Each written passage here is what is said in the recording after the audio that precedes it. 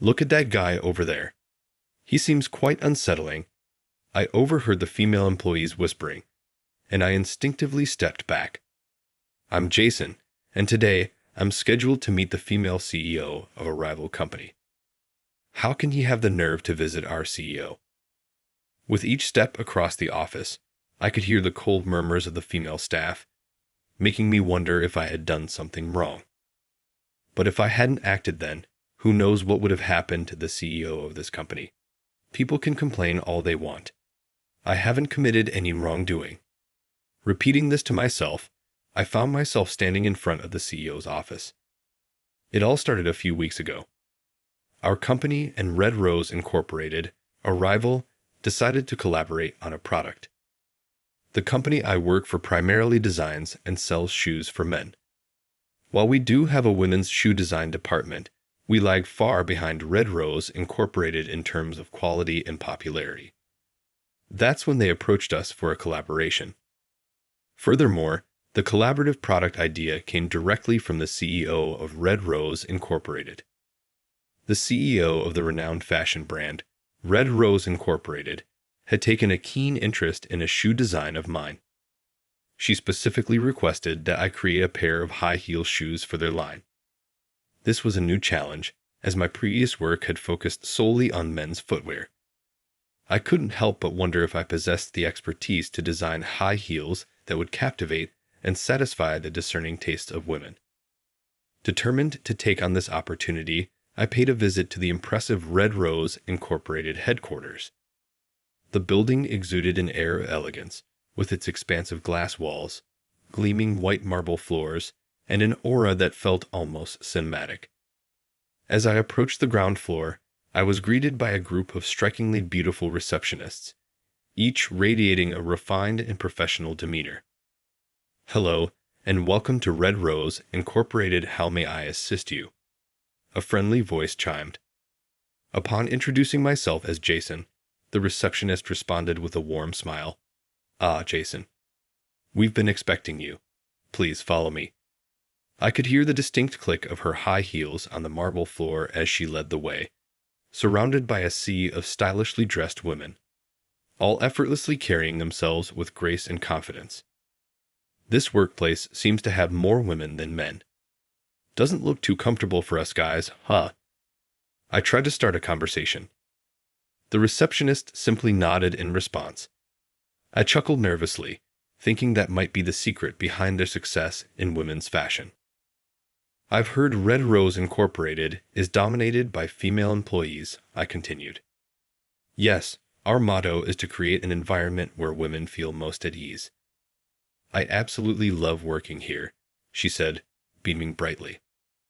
Upon reaching the CEO's office on the top floor, I saw a stunning display of women's footwear in the center. A woman was admiring a pair of those shoes. "That's the CEO, Mrs. Mary Johnson. Nice to meet you." "Oh, you're already here." She looked surprised when I greeted her, then gave me a warm, endearing smile that made my heart skip a beat. "Please, have a seat over here. I'll prepare some tea for us." "Thank you," I replied. Urged by the president, I took a seat on the couch. She soon returned, carrying a tray with an elegant tea set. The delightful aroma of the tea was quite captivating, and even with my limited knowledge, I could tell this was no ordinary brew. "Here you go. It's minty. I hope you enjoy it," my boss offered. Compared to her, I felt like we were worlds apart as I marveled at the elegance of her gesture.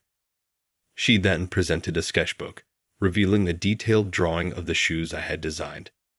Intrigued, I asked, "What's this?"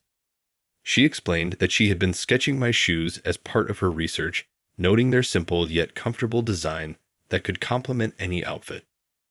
"They may not be flashy, but they're versatile, and that's what I'm aiming for. Shoes that look good on everyone, no matter what they wear," she said, her eyes sparkling with enthusiasm. Feeling encouraged, I may have said something slightly embarrassing, but she responded by firmly grasping my hand. "Please design shoes for our company. They don't have to be extravagant, just ones that look good on anyone," she said, her voice brimming with excitement. It's an honor to collaborate with such a talented individual, I mused. However, I still harbored some concerns that I couldn't ignore. I decided to voice my thoughts. Your brand is highly regarded among women for its footwear. I believe you have many gifted designers who understand the needs and desires of your female customers. We certainly have a wealth of talented designers, but their sensibilities don't align with our current direction. They tend to cater to a select group of people, she replied. A select group? I inquired further. They believe that only beautiful women should be able to enjoy fashion. There was a time when I, too, prioritized beauty above all else. But that's not enough. Every woman deserves the opportunity to feel stylish and confident. I recalled the fashionable women I had seen on my way to the president's office and found myself nodding in agreement. When I asked them to create shoes that would fit and flatter any woman, they dismissed the idea, saying it's the fault of those who don't make an effort to look their best. That's a rather harsh stance. I responded, feeling somewhat sympathetic towards the CEO's predicament. Regardless of one's appearance, making such a statement can be off-putting. So, what made you choose me? I inquired. Your shoes are wonderful. They possessed a charm and versatility that we've been lacking. Shoes that any woman can wear and feel stylish in. That passion of mine, which I had almost lost, has been restored, she expressed with a grin. Seeing the president's captivating smile, who wouldn't feel invigorated by such praise? Very well. Let's work together to create the finest shoes, I replied joyfully, and she beamed in response. Little did we realize then that a significant commotion was about to unfold. A few days later, I visited the Red Rose for another meeting with Mary. It's me, Jason. Upon reaching her office and knocking on the door, I sensed something was amiss. Typically, Mary would greet me enthusiastically, but there was no response. Excuse me, I'm coming in, I said, feeling uneasy. I entered her office and found Mary lying motionless on the floor. Mary. I rushed to her, but she remained still. Hoping against all odds, I placed my ear to her chest, but there was no heartbeat. I felt the blood drain from my face. My hands were trembling, but I recalled the AED training I had received during a certification course and promptly contacted the secretary's desk. Mary's collapsed. Please call an ambulance right now, and if there's an AED, bring it. I quickly instructed the secretary on the phone and tried CPR on Mary, but her heart didn't budge. Darn it, is it too late? Sorry, I've brought it. The secretary arrived with the AED. Thank you. Mary, I'm so sorry. As I lifted Mary's clothing to attach the AED, the secretary nearby exclaimed, "Oh my," and covered her face with her hands, blushing deeply. But there was no time to worry about that. I immediately attached the AED to Mary's chest and activated it, causing her body to jolt with a loud zap. Still, there was no change. Panicking, I followed the AED's voice instructions and activated it again. After another loud jolt, Mary started breathing with difficulty. Mary, are you okay? Please don't move. After confirming her breathing, I gently covered her with my coat.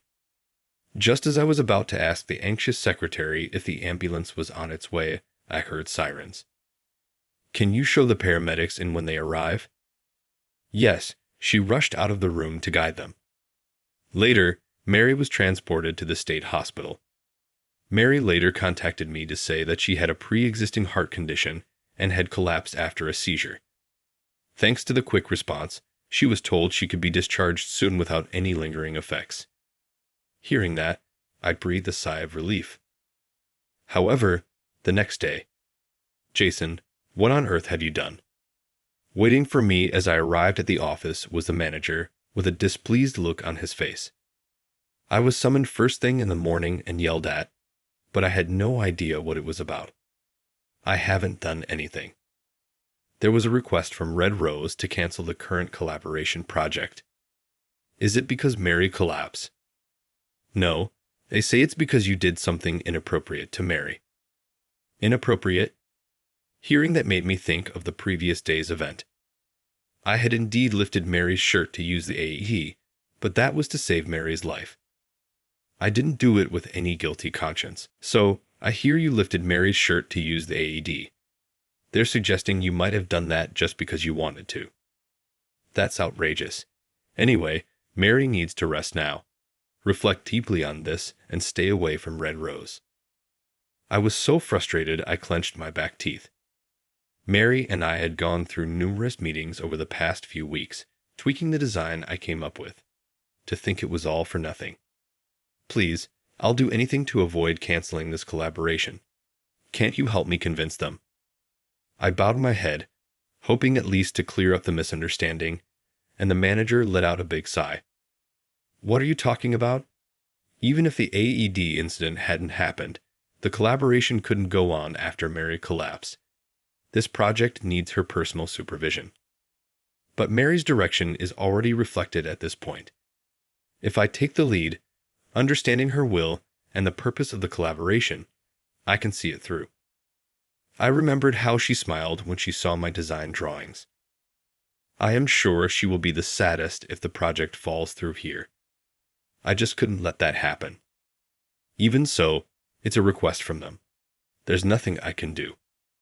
This can't be. The manager turned his back on me to end the conversation. Just then, his cell phone rang. Who could that be at this time? Is it Mary? He stood up with a loud noise, taking the call in a flustered manner. Yes. So the project will continue? Correct. Understood.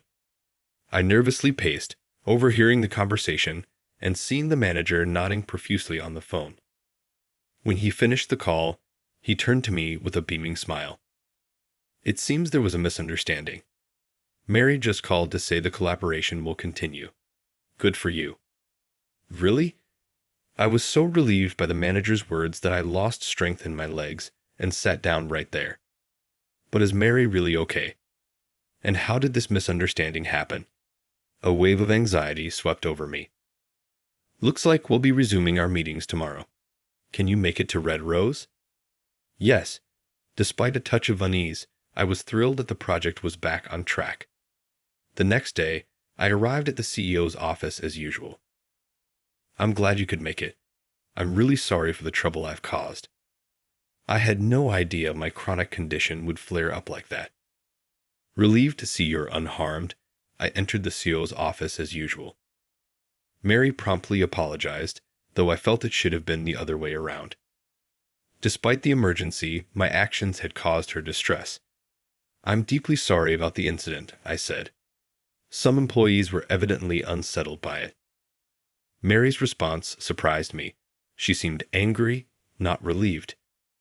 Upset because you saved me, she retorted, then abruptly left to summon everyone to the hall.